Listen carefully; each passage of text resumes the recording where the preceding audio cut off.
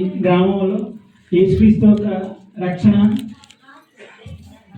వచ్చినందుకు నేను సంతోషపడుతున్నాను. ఎందుకంటే సిటీలో కూడా దేవుడికి ఆరాధన చేసిన వ్యక్తి లేరు. కానీ ఈ చిన్న గ్రామంలో కూడా దేవుడికి ఆరాధన చేయడానికి ఘనపరచడానికి ఎంతమంది ఉన్నారని నేను సంతోషపడుతున్నాను. ఈ విధంగా మీకు ఒక పాట ద్వారా దేవుడికి మనం ఘనపరచుదాం.